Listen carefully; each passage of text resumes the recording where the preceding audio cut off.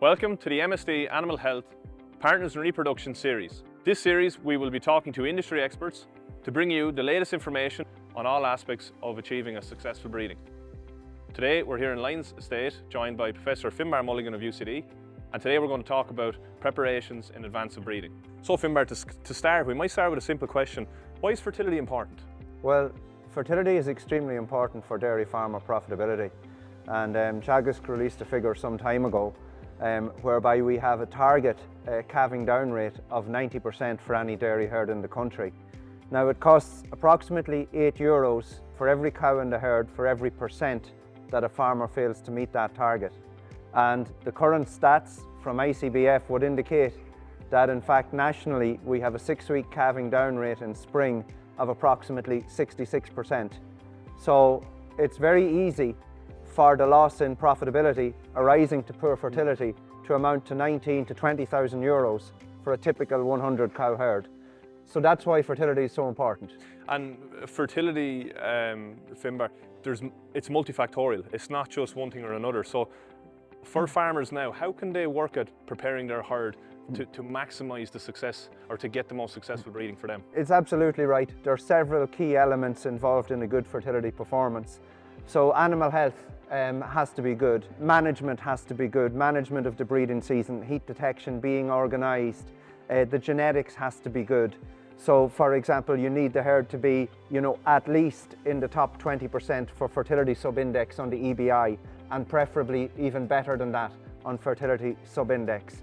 So there are many things that need to be pointing in the right direction: health, management, genetics, and nutrition is also one of those things that needs to be pointing in the right direction for a good fertility performance. What can farmers do in a yard where they are coming under pressure in terms of having enough silage? If you think you're going to be under pressure for having enough silage, the first thing to do is to identify that early, and then to consider, a strategy around it. If you're going to be in the shed, and we can't predict the weather over the next 2 to 3 weeks, that's the reality. Is it a possibility to buy in some silage in your locality? If not, would it be possible to buy in some straights? Something like rolled barley, might be used as a good energy supplement at this time of the year. It's easy to store on the farm and it should be available.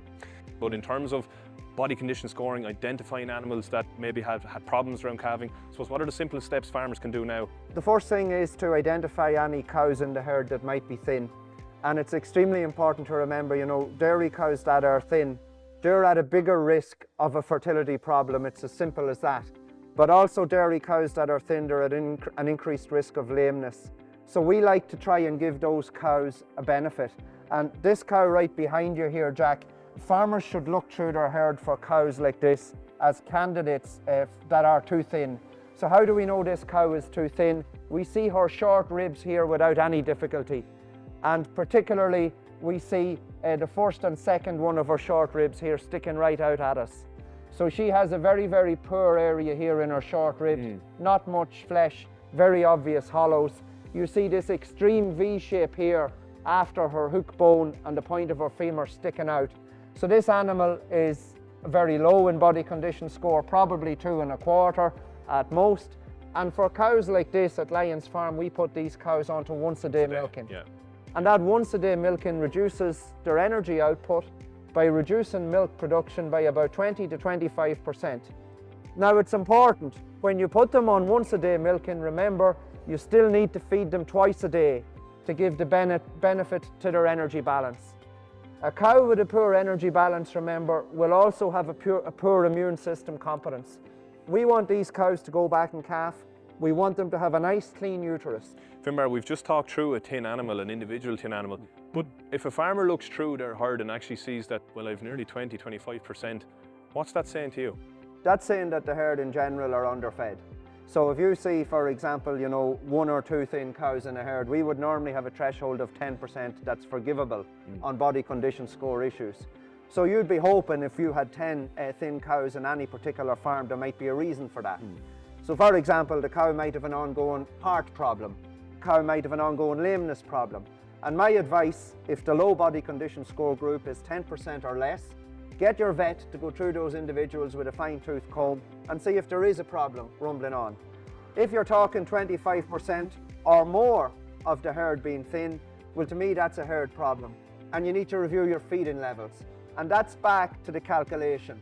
With the amount of grass I'm expecting my cows to consume, with their current level of milk production, are they fed a diet that will support 100% of their energy requirements? Let's just take animals that had difficult calvings, retained cleanings, maybe even twins and so on, downer cows. What can farmers actively do with those animals to ensure that they have the best chance of going in calf again? I think very, very important that they would have a pre-breeding exam and that pre-breeding exam would happen on time.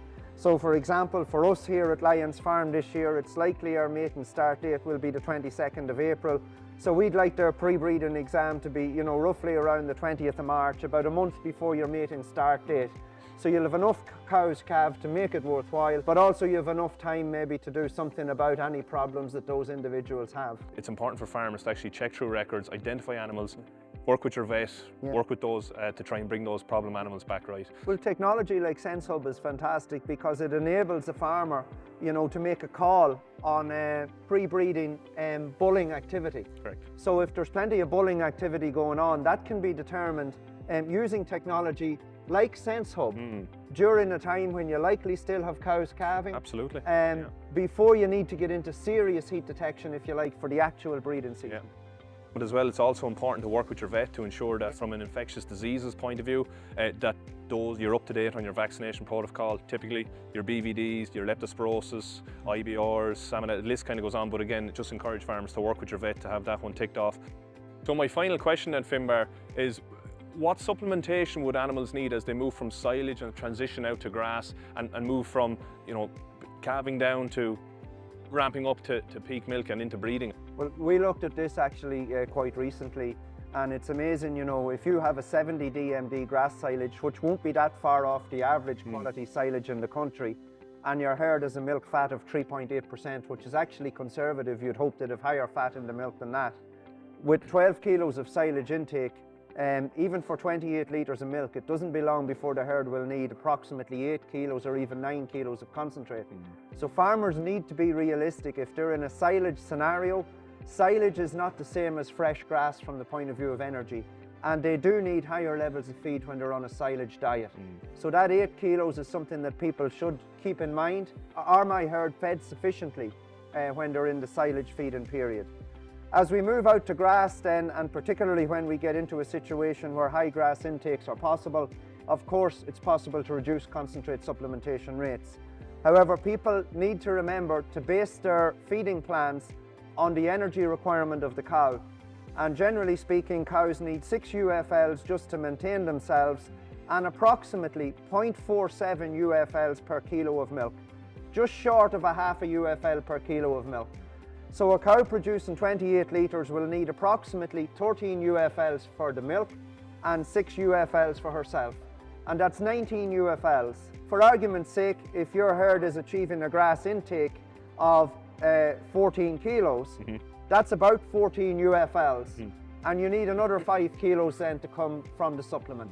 So I would encourage farmers to do their own figures based on their own current milk yield on the 17th of March or on the 1st of April, but make sure you feed them to requirement. People often make the mistake of thinking, you know, I'll skimp on the feed, but normally, you know, when milk prices are good, dairy cows will return a good profitability, and they'll be able to pay for the feed that they do require at that time. At this point, I'd like to close today's video. I'd like to thank Professor Finbar Mulligan of UCD. We've had a great discussion and chat. I suppose the key messages for farmers is to start taking a bit of action now. Tune in to our second video where we'll discuss technology for optimum fertility performance.